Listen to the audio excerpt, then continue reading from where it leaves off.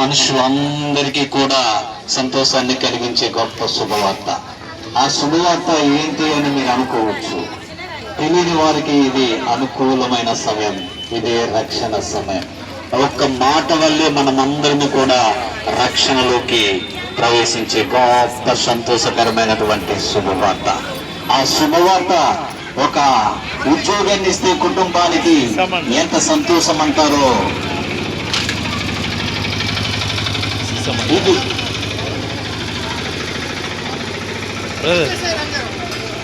ఈ శుభవార్త అంటే కేవలం ఒక ఇంటికో లేకపోతే ఒక గ్రామానికో ఒక మండలానికో కావలసిందే కాదు. శుభవార్త, ఈ శుభవార్త భూ ప్రపంచంలో ఉన్నటువంటి మానవ జాతికి సంబంధించింది.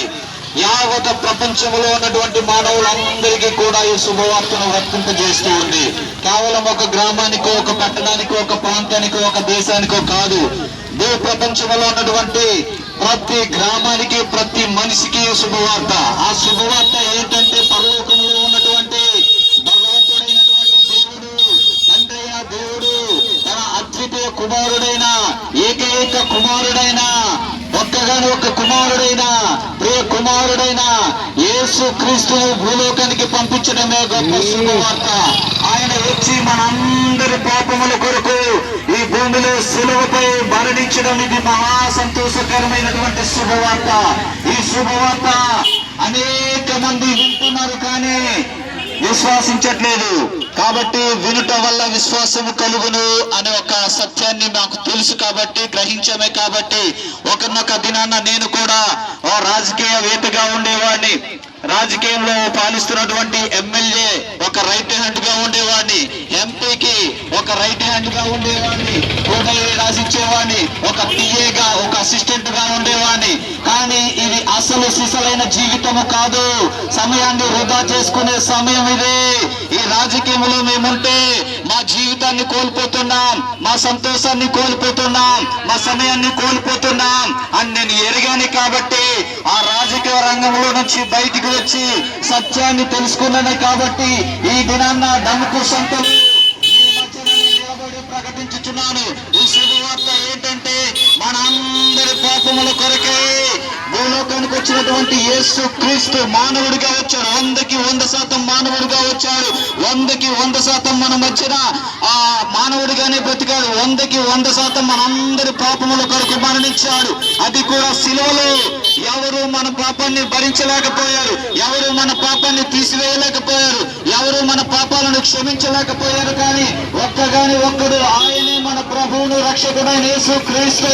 ఆయన మాత్రమే, ఆయన ఒక్కడు మాత్రమే మన అందరి పాపముల కొరకే ప్రాయశ్చిత్తముగా శిలువలో బలియాగమయ్యాడు. బలియాగమై సమాధి చేయబడ్డాడు. 100% సమాధి చేయబడ్డాడు. 100% సమాధి నుంచి చీల్చి బయటికి మృత్యుంజయుడిగా తిరిగి లేచాడు. ఆయనకు ఏ మరణము బంధించలేకపోయింది, ఏ సమాధి కూడా బంధించలేకపోయింది. లోకంలో చూస్తే మనుషులందరూ ఒకనొక దినాన చనిపోతాం. ఇది మన సంపాదన, మన వెంట ఏది రాదనే వాస్తవాన్ని మనం అందరూ తెలుసుకోవాలని సభాముఖంగా మీకు తెలియపరుస్తూ ఉన్నాం. ఇది ఏమీ మనకి రాదు, మన వెంట ఏది రాదు. ఇవన్నీ శ్మశానం వరకే మనకు వరకే వస్తాయి. బంధువులే కాదు, రక్త సంబంధులే కావచ్చు, ఇరుగు పొరుగు వారే కావచ్చు, స్నేహితులే కావచ్చు, ఈ ఎవరు కూడా మనకు పరమను చేర్చలేరు. చేర్చగలిగినటువంటి ఒకే ఒక్క వ్యక్తి ఆయనే ప్రభువును రక్షకుడైన యేసు క్రీస్తు. ఆయన మాట వింటే ఖచ్చితంగా ఒకనొక దినాన్న మనం మరణించిన తరువాత ఆ మాటే మనకు పరమను చేరుస్తుంది. పరమనుకు చేరాలంటే యేసు క్రీస్తు ఎవరో తెలుసుకోవాలి. ఇదే మనకు అనుకూల సమయం. మనం పరముకు చేరాలని పశ్చాత్తాప పడుతూ ఉన్నాం. పరలోకానికి వెళ్ళాలని ఎన్నో పుణ్యకారాలు చేస్తూ ఉన్నాం, గోదానము చేస్తూ ఉన్నాం, అన్నదానములు చేస్తూ ఉన్నాం. ఎన్ని కార్యక్రమాలు చేయండి, మంచిదే. వ్యక్తిగతంగా మనకు పేరు సంపాదించడానికి వరకు మాత్రమే ఈ కార్యక్రమాలు వర్తిస్తాయి. కానీ ప్రాముఖ్యంగా పరలోకానికి స్వర్గానికి చేర్చడానికి ఇలాంటి కార్యక్రమాలు ఎన్ని చేసినా సరే మనం చేరలేమన్న వాస్తవాన్ని మీకు తెలియపరుస్తూ ఉన్నాం. ఎందుకంటే మానవులుగా మనం అందరము కూడా ఏ దాదము లేని దేవుడు అనుగ్రహించి మనం పొందలేకపోతున్నాం. కాబట్టి ఈ పాపంలో జీవితం మారడానికి ఈ నిత్య నరకం నుంచి తప్పించబడ్డానికి యేసు క్రీస్తు ఒకడే మార్గం, యేసు క్రీస్తు ఒకడే యేసు క్రీస్తు ఒకడే సత్యమై ఉన్నాడు, యేసు క్రీస్తు ఒకడే మార్గమై ఉన్నాడు. యేసు క్రీస్తు మార్గములో నీవు నడిస్తే ఖచ్చితంగా ఒకనొక దినాన పరలోకానికి చేరుతావు. పరలోకములో ఆకలి ఉండదు, తప్పిక ఉండదు. ఎల్లప్పుడూ ప్రభువునందు ఆనందిస్తూ సుఖాలు సంతోషాలు అనుభవిస్తూ ఉంటాం. ఈ లోకములో మనం ఎన్ని కష్టాలు అనుభవించినా యేసు క్రీస్తును కలిగి ఉంటే ఆ సమయమే మనం పరలోకానికి వెళ్ళినప్పుడు మనకంత సుఖ సంతోషాలే కలుగజేస్తాడు దేవుడు.